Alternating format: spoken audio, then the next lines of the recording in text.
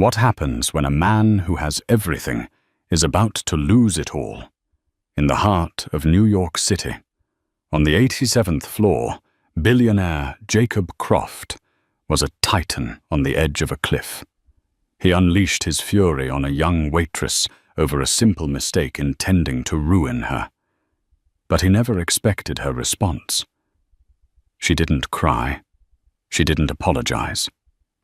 She spoke a single, quiet sentence that detonated a lifetime of secrets. A sentence that made every person in that Michelin-starred restaurant freeze, turning a simple dinner into a battle for a $10 billion empire. This is the story of how one forgotten name spoken at the perfect moment changed everything. The air in Ethelgard was not merely conditioned, it was curated, filtered to an alpine purity and chilled to the precise degree that encouraged men to keep their custom-tailored jackets on. It smelled faintly of money, beeswax, and ambition. Perched atop the Croft Tower on Park Avenue, the restaurant was a glass-walled sanctuary for the gods of finance and industry, offering a panoramic view of the lesser mortals scurrying through Manhattan below. Tonight, however, the sanctuary felt more like a war room. Jacob Croft, the man whose name adorned the tower, sat at the prime corner table. At 42, he possessed the severe, predatory handsomeness of a man who had never been told no and had it stick. His hair was the color of iron filings, his eyes a piercing glacial blue, and his jaw was set so tight it looked like it could crack marble. He wasn't dining. He was presiding. Across from him sat his two top lawyers, David Chen and Marcus Vance. They were sharp, expensive men in sharp, expensive suits, but next to Jacob's coiled intensity, they looked like nervous schoolboys. Spread between them on the pristine white tablecloth were not plates of food, but thin, discreet tablets displaying graphs and legal documents in threatening shades of red. "They're boxing us in, Jacob." David said, his voice a low hum of anxiety. "Thorne's offer is public. He's painting you as a relic, an anchor, holding the company back from its true potential." "His true potential is to gut it," Jacob snarled, his voice a low growl that made a nearby couple flinch. "Sell off the R&D divisions, liquidate the legacy assets, and walk away with a fat payout. He doesn't want to run Croft Enterprises.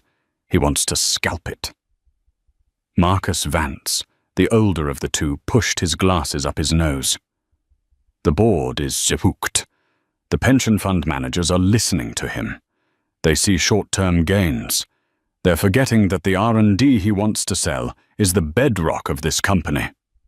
"It's your father's. I know what it is," Jacob snapped, cutting him off. The mention of his father, Arthur Croft, was a raw nerve. It always was. It was into this maelstrom of barely contained rage that a young woman named Amelia Evans stepped. Amelia, or Mia as her friends called her, was 23 years old and moved with a quiet efficiency that was born of necessity. She was a ghost in the grand theatre of Ethelgard. Her simple black uniform, a stark contrast to the glittering jewels and bespoke fabrics of the clientele.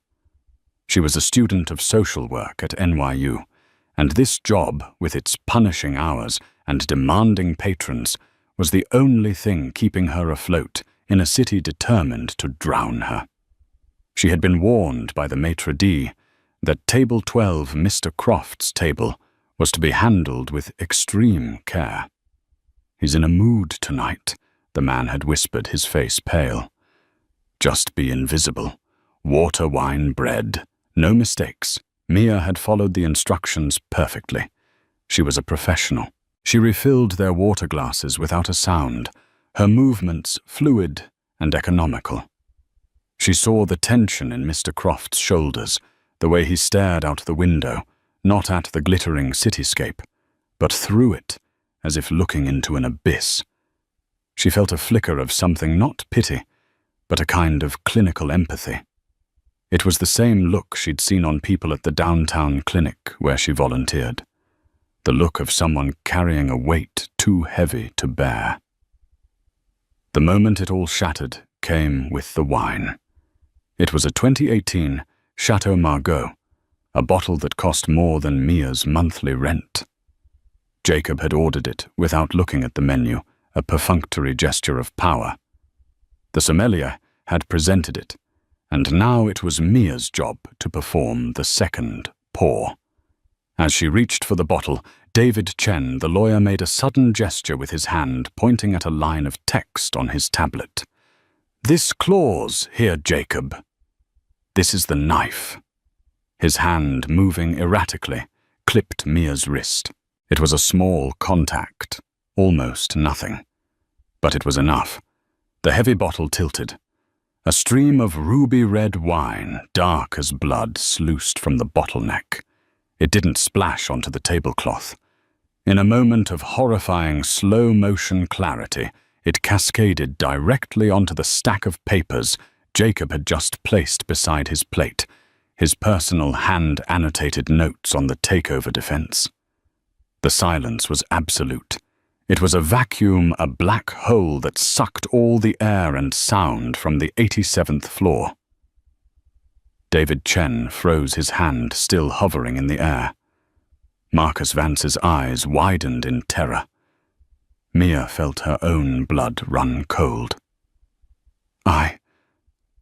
I'm so sorry, sir," she whispered, her voice sounding small and foreign in the deafening quiet. Jacob Croft looked down at the ruined pages. He watched the expensive wine soak into the thick paper, blurring the ink of his frantic notes, turning his battle plans into a meaningless crimson stain. He didn't look up. He simply stared at the mess. For a full 10 seconds he was unnervingly still. Then he slowly raised his head. His glacial blue eyes, now molten with rage, locked onto Mia. The contained fury he'd been directing at a corporate raider at his board at the ghost of his father had found a new immediate target. "You," he began, his voice deceptively soft, yet carrying across the restaurant like the crack of a whip. Every conversation stopped. Forks froze midway to mouths. Diners turned in their seats. "Do you have any idea what you've done?" he continued, his voice rising with each word, becoming a raw, unrestrained roar of pure venom. "You clumsy, incompetent little girl. These aren't napkins. This is the culmination of a life's work. My life's work. My father's life's work." Maya stood paralyzed, the empty bottle still in her hand.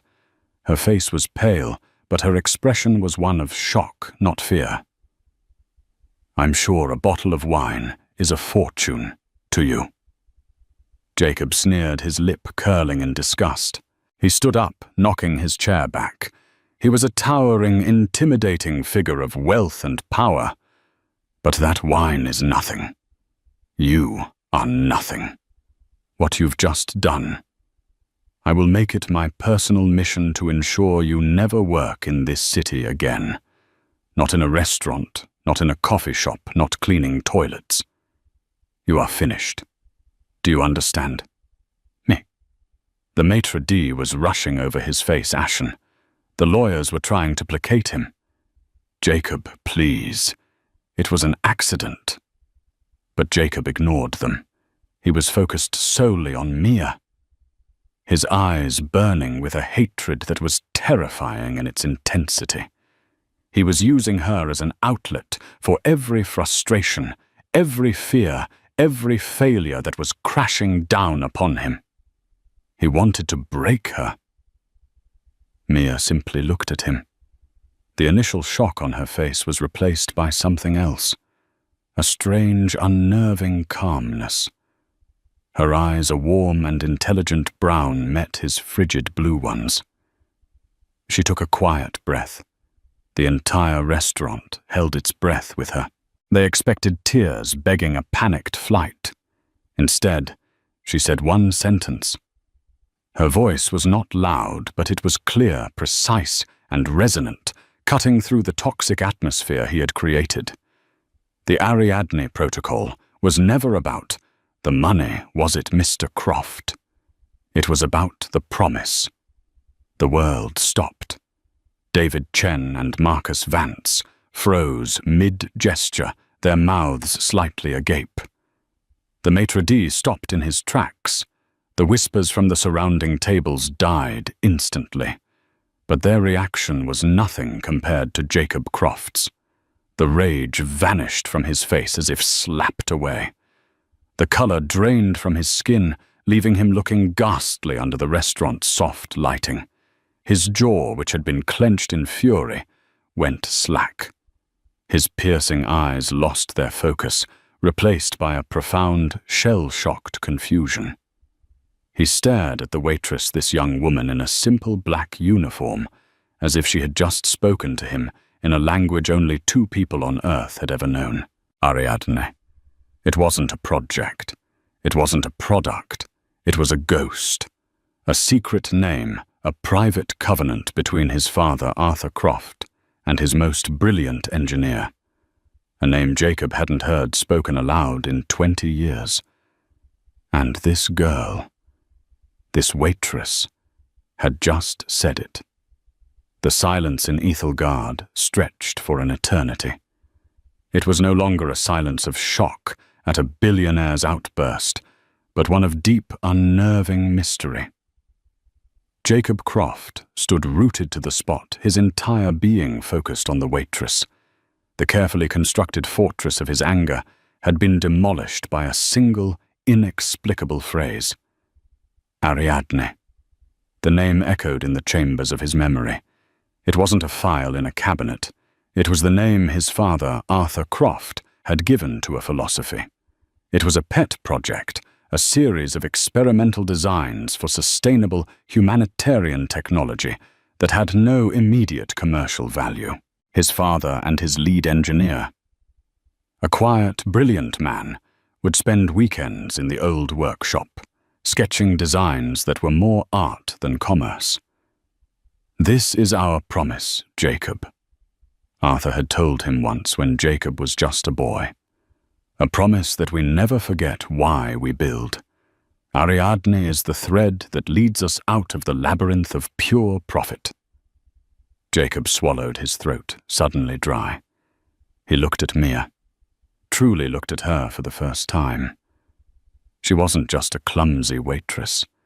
There was an intelligence in her gaze, a self-possession that was utterly incongruous with the scene he had just created. With a flick of his wrist, he dismissed his lawyers. "Leave," he commanded, his voice now a hoarse whisper.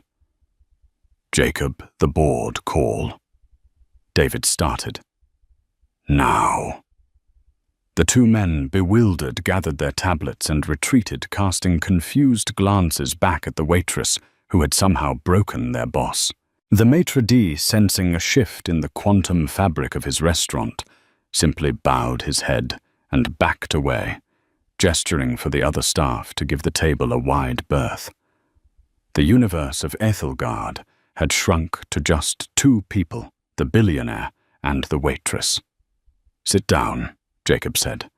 It wasn't a request. Mia didn't move. She met his gaze evenly. "You owe me an apology." His eyes widened slightly. The audacity of it. After he had just threatened to obliterate her future, she was demanding an apology. A lesser man would have reignited his rage. But Jacob was beyond rage now. He was in uncharted territory.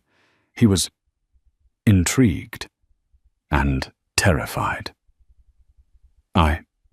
He started the words, feeling foreign in his mouth. "I apologize. My behavior was unacceptable.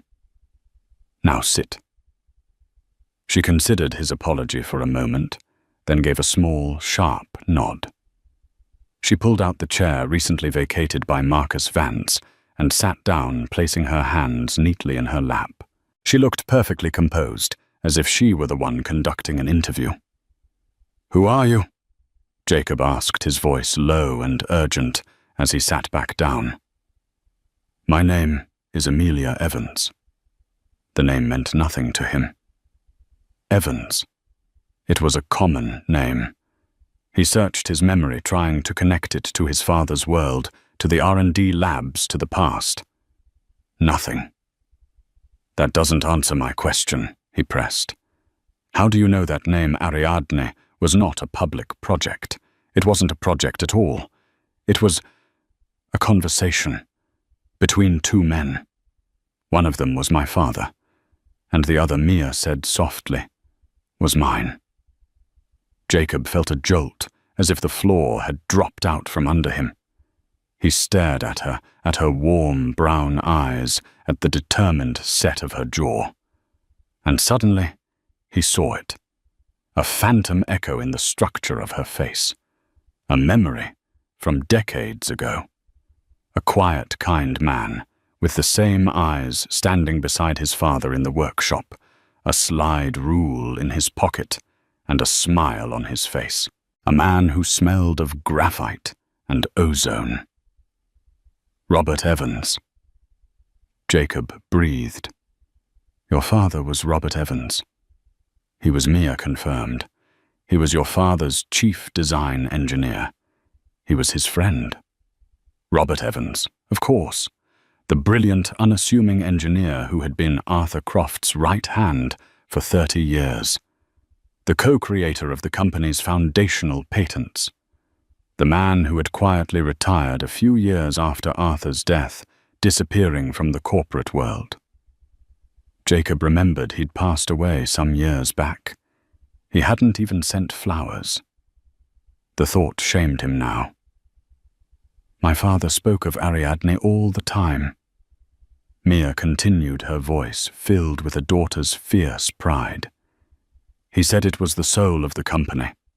A promise that Croft Enterprises would always be more than just a balance sheet. A promise to build a better world, not just a bigger bank account."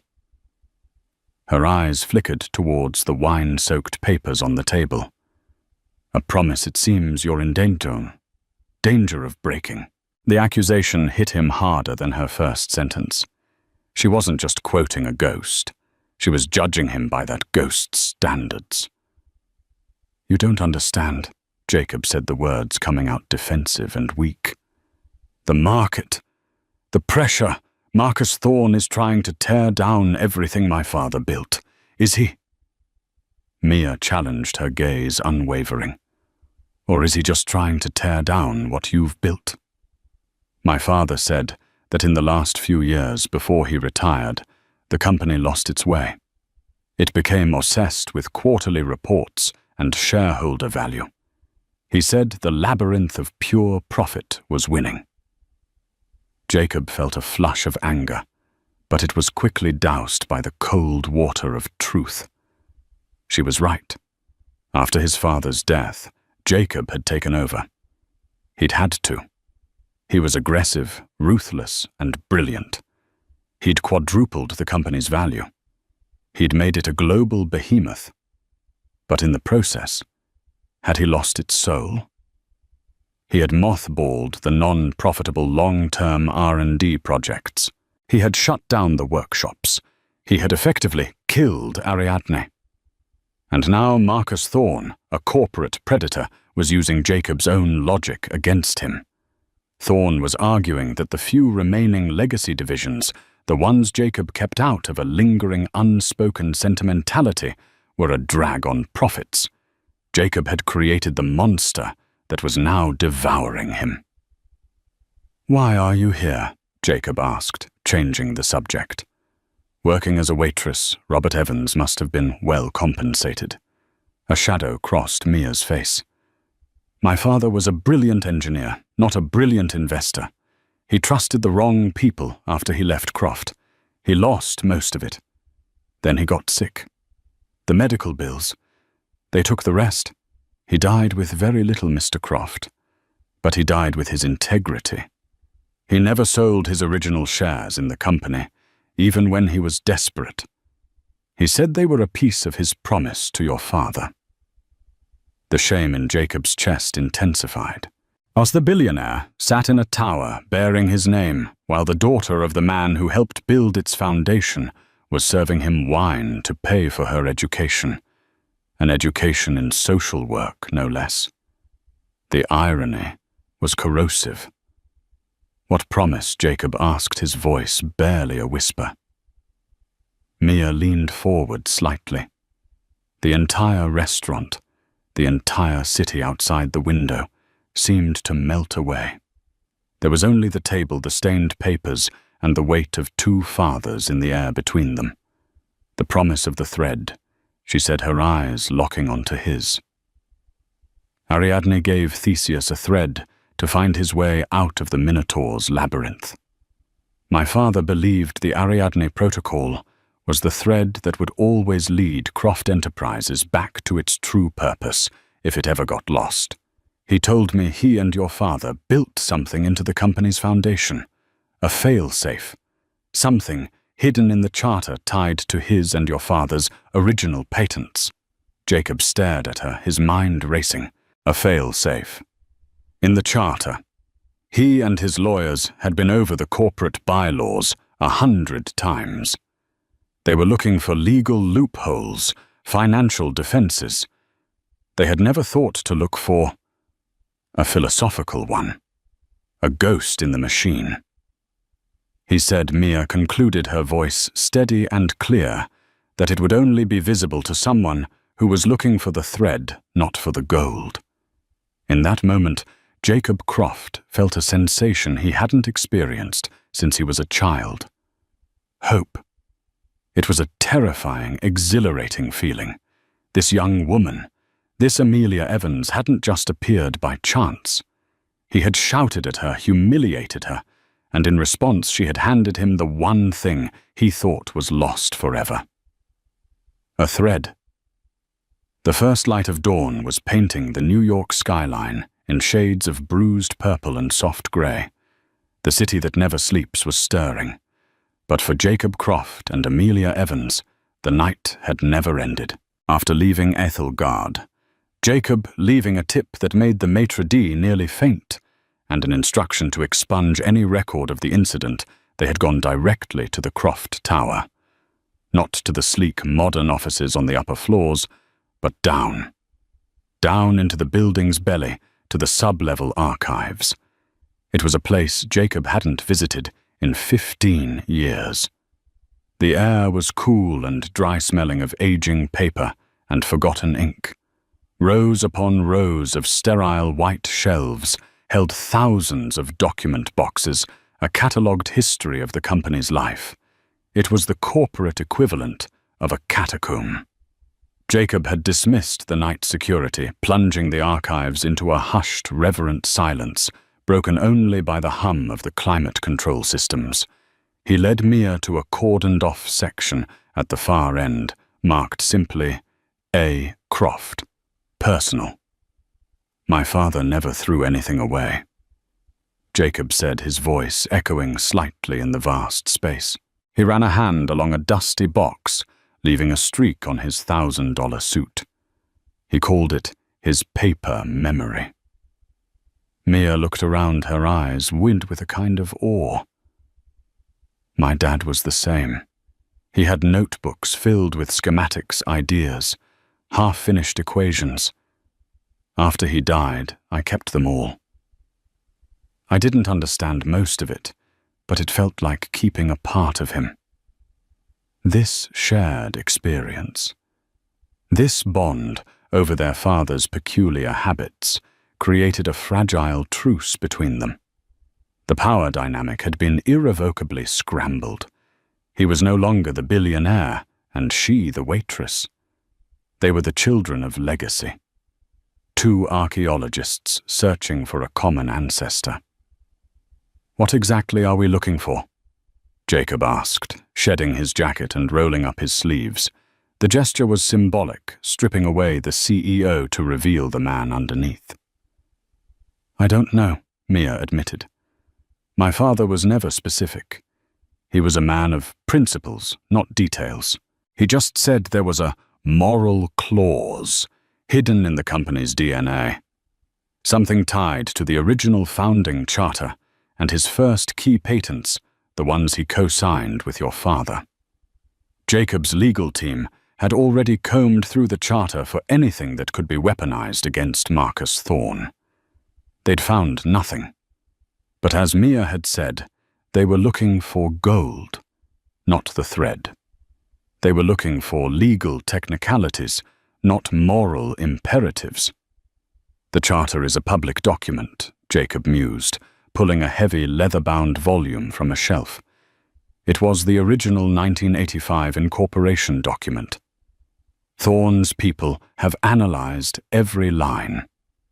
Were they looking at it alongside my father's work? Mia asked. She walked over to a different set of shelves boxes labeled R. Evans, R&D notebooks. She ran her fingers over them, a look of profound sadness and love on her face. My dad didn't think like a lawyer. He thought like an engineer. He built things. He would have built this fail-safe, logically elegantly. It would be a system. For the next few hours they worked. Jacob, with his incisive, strategic mind, cross-referenced the dense legal language of the charter with company timelines. Mia, with an intuition inherited from her father, began carefully leafing through Robert Evans' notebooks. The notebooks were a revelation. They were filled with elegant, spidery handwriting, complex diagrams, and mathematical formulas. But scattered among the technical data were personal asides, philosophical musings, and quotes from poets and scientists. It was a map of a beautiful mind. "Look at this," Mia said, her voice hushed with discovery. She pointed to a page from a notebook dated early 1986, shortly after the company went public. Jacob leaned over her shoulder. On the page was a complex schematic for a data encryption algorithm, but in the margin, his father Arthur had written a note. "Rob, this is more than just security. This is the lock. Where is the key?" Below it, in Robert Evans' hand, was the reply. "The key isn't a thing, Art. It's a condition. It's in the promise." The promise, Jacob murmured. He felt a prickling on his skin. This was it. This was the trail. He strode back to the charter, his mind racing. Lawyers read a document for what it says. Engineers read a blueprint for what it does. We've been reading this the wrong way. He laid the heavy book open on a large table. Mia brought over her father's notebook. They began a painstaking process, comparing dates, cross-referencing terminology. Jacob focused on the driest, most boilerplate sections of the charter, the ones his legal team had skimmed over as standard. Section 7. Subsection B. Corporate purpose and social responsibility. It was a vague, flowery paragraph about innovation and community betterment, dismissed by everyone as corporate fluff from a bygone era. "Everyone thinks this is just," Pierre Jacob said. "Empty words." "My father never used empty words," Mia countered. She scanned the paragraph, her brow furrowed in concentration. Then her eyes lit up. Wait. That phrase, sustainable equilibrium between stakeholder profit and societal progress. My dad used that exact phrase in his notes. She quickly flipped through her father's notebook, her fingers flying. She stopped on a page filled with what looked like impenetrable equations. Here. It's the title of a theoretical model he was working on. The SESP model. Sustainable Equilibrium for Societal Progress. She pointed to a footnote. It's directly linked to Patent 4815-162, his foundational data integrity patent. the one that all of Croft's modern network security is still based on. A jolt went through Jacob. Patent 4815162 was one of the company's crown jewels. It was so fundamental that it was considered untouchable. "Get me the file for that patent," Jacob said, his voice tight with excitement.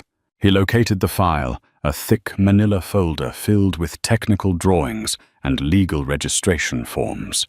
He spread the documents out next to the charter and the notebook. The three documents, created years apart for different purposes, were now part of a single treasure map. And then they saw it.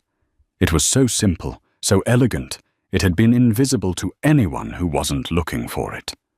A clause in the patent's user agreement, usually an unread wall of text, contained a single highly unusual line. It stipulated that the patent's use was conditional upon the company adhering to the principles outlined in its founding charter, specifically referencing the concept of sustainable equilibrium. It was a tripwire, but the genius of it was in the trigger.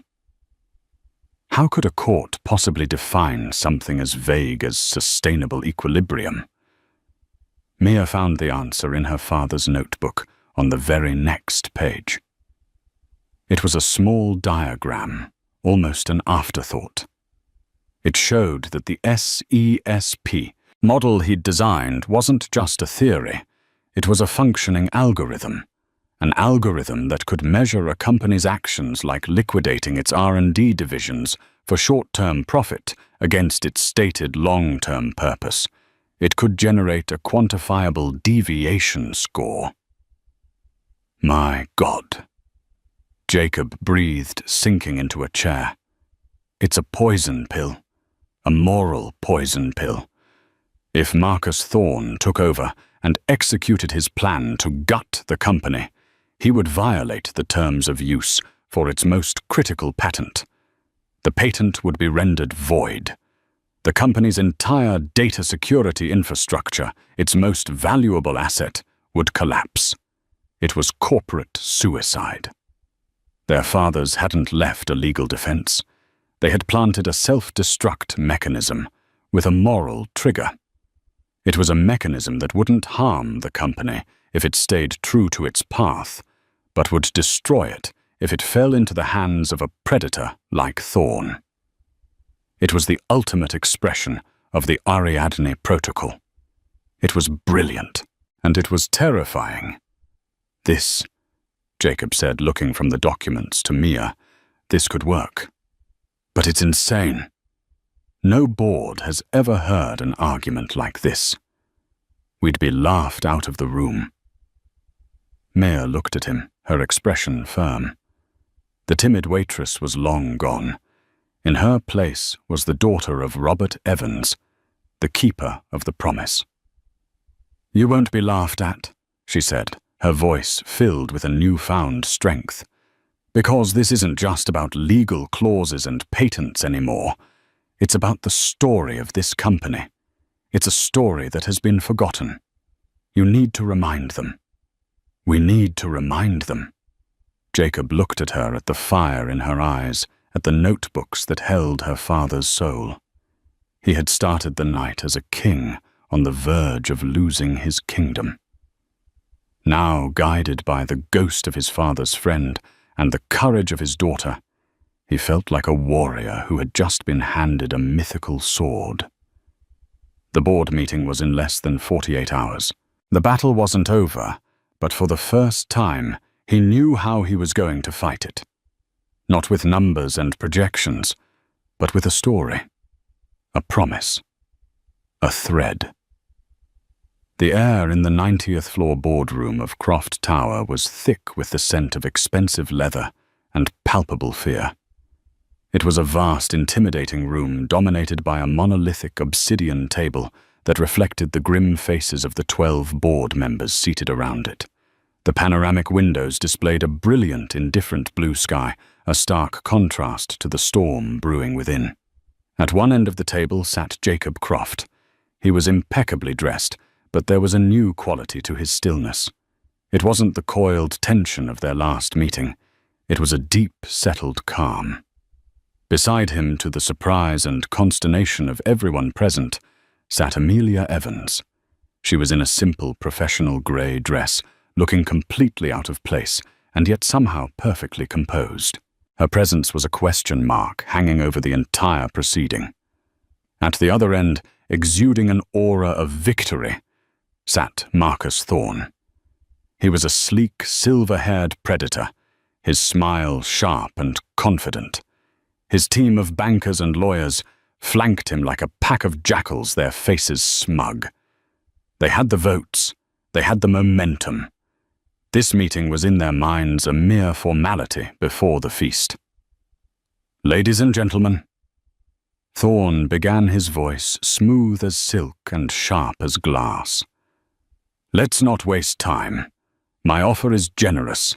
It provides immediate, substantial returns for every shareholder. It streamlines Croft Enterprises for a profitable 21st century future unburdened by sentimental, low-yield legacy projects."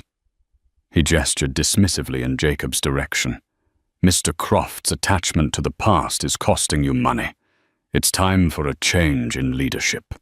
It's time for a vote." Several board members nodded, their expressions a mixture of greed and resignation. They were ready to fold. Jacob let the silence settle before he spoke. He didn't look at Thorne. He looked at each board member one by one, making eye contact. "Mr. Thorne is right about one thing." Jacob began, his voice even and strong.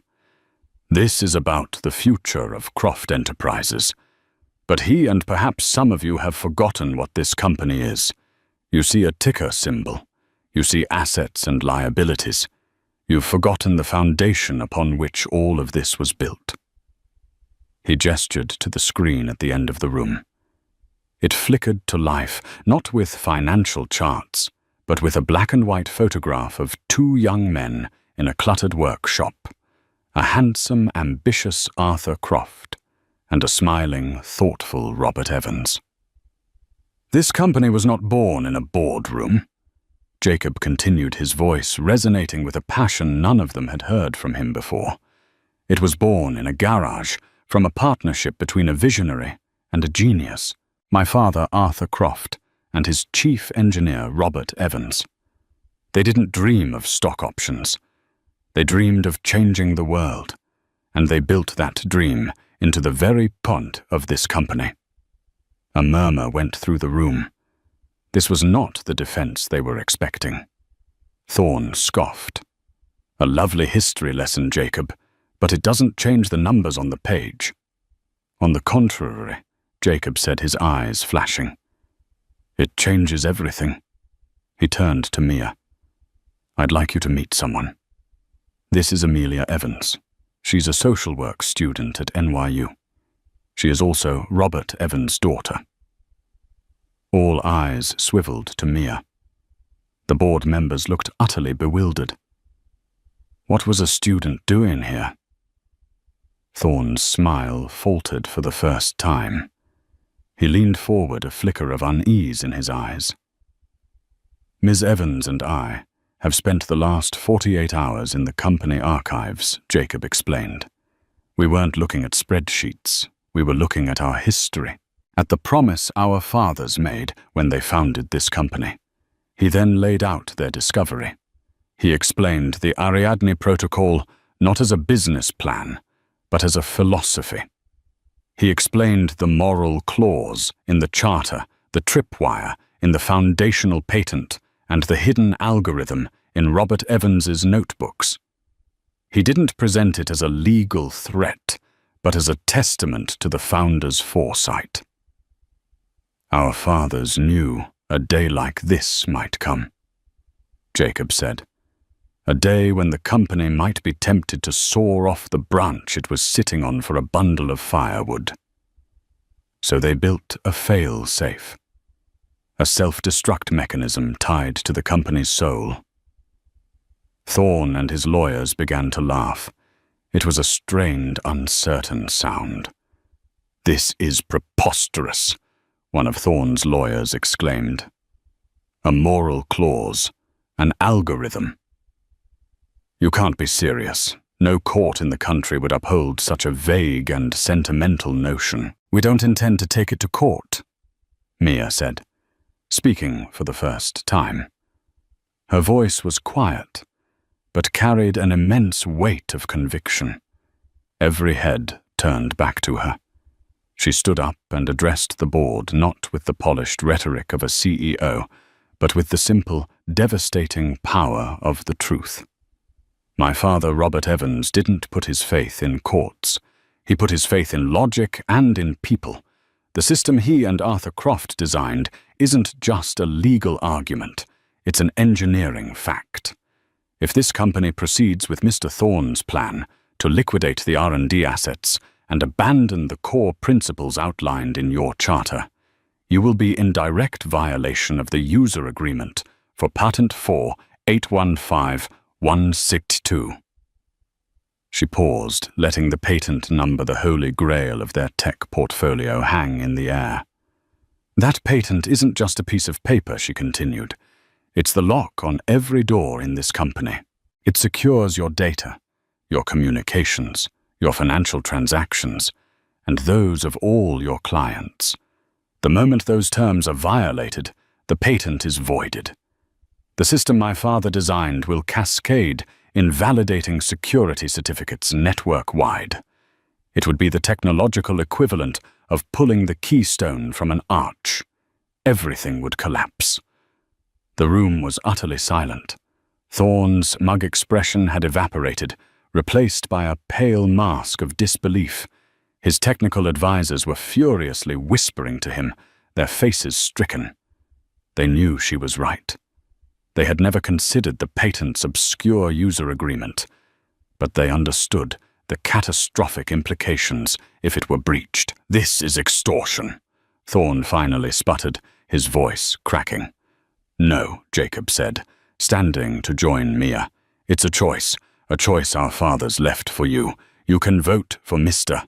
Thorne's short-term profit, which will lead to the immediate and total destruction of this company's most valuable asset and its reputation. Or you can vote to uphold the promise this company was founded on." He looked at the board members, his gaze piercing. "Mr. Thorne sees our legacy divisions as fat to be trimmed. I now see them as the heart that keeps the whole body alive. We are not going to liquidate them. We are going to reinvest in them. We are going to bring back the spirit of the Ariadne Protocol. We are going to build things that matter again." He looked from the terrified face of Marcus Thorne to the thoughtful, calculating faces of his board. He had given them a choice not between profit and loss, but between existence and oblivion. One board member, an older woman named Eleanor Vance, who had known his father, slowly began to clap. Then another joined her. And another. Marcus Thorne stood up, his face a thunderous mask of fury and defeat. He knew he was beaten. He had been outmaneuvered not by lawyers or bankers, but by a ghost from a workshop and a 23-year-old student. Without a word, he turned and stormed out of the room, his entourage scrambling behind him. The hostile takeover was over. Jacob Croft looked at Amelia Evans, and for the first time since his father's death, he felt the crushing weight lift from his shoulders. They hadn't just saved the company, they had resurrected its soul. 6 months had passed since the boardroom showdown that had sent shockwaves through New York's financial district. Winter had thawed into a vibrant summer, and within Croft Tower, an even more profound transformation was underway. The 90th floor boardroom, once a cold cathedral of fear, was unrecognizable. Jacob Croft stood alone in the center of the room, not as a king surveying his domain, but as a craftsman inspecting his work. The monolithic obsidian table, a black mirror that had reflected countless anxious faces, was gone. In its place stood a magnificent round table crafted from light, warm oak. Its circular shape, a deliberate statement against the hierarchical seating of the past. The heavy throne-like chairs had been replaced with seating that was elegant but equal. One wall, previously bare, was now a living wall, a vertical garden of lush ferns and mosses that purified the air and filled the space with a faint, earthy scent. The opposite wall featured a single, beautifully framed photograph, a black and white image of a young Arthur Croft and a smiling Robert Evans, leaning over a workbench cluttered with tools and dreams. Jacob ran a hand over the smooth grain of the new table. He had personally overseen the redesign, a process his old self would have delegated with a contemptuous wave. But this act was a necessary exorcism. He wasn't just renovating a room. He was dismantling a monument to his own past, a past defined by isolation, aggression, and a crippling fear of failing his father's legacy. He had been so terrified of losing the kingdom that he had locked himself in the keep, forgetting the fields and the people it was meant to protect. The door slid open with a soft hiss, and Amelia Evans entered. The simple grey dress from the boardroom had been replaced by a professional but understated style that was entirely her own. She carried a tablet and moved with a quiet confidence that had fully displaced the harried energy of a student juggling shifts. She was no longer an intruder in this world. She was an essential part of it. "Good morning, Jacob," she said, her smile lighting up her face. "You're communing with the furniture again." Jacob returned the smile, a genuine expression that reached his eyes. Laughter came more easily to him these days. It's a symbolic communion, making sure the ghosts of board meetings past have been properly evicted. "I think they're long gone," she said, joining him at the table. The Foundation just approved the final candidate for the first class of Robert Evans STEM Fellowships. I was reading her essay this morning. Mia's expression softened her professional demeanor, giving way to the deep well of empathy that was her core strength, the very quality her social work degree was honing. Her name is Sophia Reyes. She's from the Bronx. She wants to use bioengineering to create drought-resistant crops. In her essay, she wrote, "Science without humanity is just data. I want to make it a harvest." Jacob felt a familiar pang in his chest, a feeling of profound, humbling pride. This was the result. This was the societal progress from the company charter, made real and tangible in the ambition of a brilliant young woman. "Science without humanity is just data," he repeated softly. "Your father would have loved that. He probably would have embroidered it on a pillow. He absolutely would have," Mia laughed. "It's why this all works. The Foundation isn't just a PR expense. It's our compass. And the fellows, they're the next generation of threads. It was this synergy that had become the new engine of Croft Enterprises. Jacob, leveraging his formidable strategic mind, had launched the Ariadne Initiative, a bold reinvestment into the company's own R&D divisions. He poured capital into long-term, high-risk projects that his old self would have dismissed as financial folly. Wall Street had balked analysts, had predicted disaster, but Jacob held firm. He wasn't gambling. He was planting seeds. He touched a control panel on the table, and a holographic display shimmered to life between them, showing a complex 3D model of a water purification unit. "Project Aquarius," he said. The team in the Materials Science Division had a breakthrough. They've developed a new graphene-based filter that can desalinate water with almost 40% less energy than any existing method. It's still years from being profitable on a mass scale, but as a targeted solution for arid coastal communities, it could change millions of lives. Mia finished, her eyes tracing the elegant design. She saw the numbers, the stress test results, but she also saw villages, families, children. It was this dual perspective, his strategic vision, and her human-centric focus that now guided every major decision. Jacob nodded, zooming in on a technical specification. My old self would have looked at the 5-year profit projection for this and killed it in a heartbeat. I would have called it a sentimental waste of resources. I would have demanded the team focus on something with a faster, higher return, like a more efficient touchscreen for a luxury car. He paused, looking at the glowing hologram with a kind of wonder. I was so blind. I thought the purpose of having all that capital was to acquire more capital, like a dragon hoarding gold it never spends. Mia studied him. The transformation was still remarkable. The harsh lines around his eyes had softened. The perpetual tension in his shoulders was gone. He was still a titan of industry, but he no longer wielded his power like a weapon. You know, she said, her tone shifting to a gentle, playful tease. You're a lot more thoughtful for a man who once declared in front of 70 people his intention to ruin my life and ensure I couldn't even get a job cleaning toilets in the city. Jacob flinched, the holographic display vanishing as he turned his full attention to her. The humor in her eyes didn't lessen the sting of the memory. He didn't laugh it off.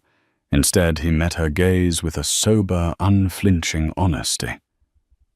I think about that night every single day, Mia. He said, his voice low and serious. It's my own personal ghost. I hear my own voice, and the shame is visceral. It's a reminder of the man I was, the man I could easily have become forever, if not for you. The fact that you could look at that man at that moment and respond not with fear, but with a key, is the single greatest act of grace I have ever witnessed. It wasn't Grace Jacob. Not then, she admitted. It was desperation. I saw the same pain in your eyes that I'd seen in my father's when he felt the company he loved had forgotten him. I just spoke his language. The grace came later, when you chose to listen. He nodded, accepting her words. That's the difference, isn't it? Between power and strength. He had been pondering this for months, testing the theory in the real world. My old self confused them.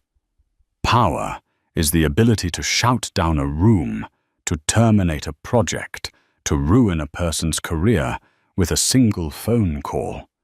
It's a force exerted outwards. But strength is internal. It's the ability to listen to a dissenting voice, to admit you're wrong, to protect an idea that has no immediate value, to choose a harder path because it's the right one. He walked over to the wall and stood before the framed photograph of their fathers. Mia joined him, and they stood in comfortable silence for a moment, looking at the two smiling men from a different era. They had it right from the start, Jacob murmured. They knew that a company is more than an entity. It's a community. Its health is based on trust and a shared purpose. Thorne wanted to buy a list of assets. He never understood he was trying to buy a story. You can't buy a story. You can only become a part of it. And you have, Mia said, looking from the photo to his face. You've written a whole new chapter. My father died, feeling like his promise had been broken. But he was wrong. It wasn't broken. It was just dormant. Waiting. Jacob finally turned from the photo to look out the vast window at the sprawling city below. It no longer looked like a kingdom to be conquered, but a world to be served. A complex, interconnected web of stories, struggles and triumphs. He wasn't a lion, Mia said softly, coming to stand beside him, her reflection appearing next to his in the glass. The man I met that night. He wasn't a monster. He was just a man who had lost his thread in the labyrinth. All you needed was someone to remind you it was still in your hand. Jacob looked at their reflections, the billionaire and the former waitress, the strategist and the conscience, the son who had almost lost his way, and the daughter who had shown him the way home. He reached out not to touch her, but as if to touch that shared reflection in the glass, a testament to their unlikely world-changing partnership. The story of Croft Enterprises was finally truly continuing. In the end, this wasn't just a story about a billionaire and a waitress. It's a story about how we can all lose our way, and how sometimes the quietest voice can speak the most profound truth. Jacob Croft had all the power in the world, but it took Amelia Evans, the daughter of a forgotten genius, to show him what true strength was. She reminded him that a legacy isn't just what you inherit, it's what you choose to build and what you refuse to sacrifice. Their story proves that beneath the surface of every person there is a history, a hidden strength, a thread that connects us all. What do you think? Could a single sentence really change a fortune? Let us know in the comments below. If this story moved you, please hit that like button, share it with someone who needs to hear it, and make sure you subscribe to our channel for more incredible true-life stories that will make you think. Thank you for watching.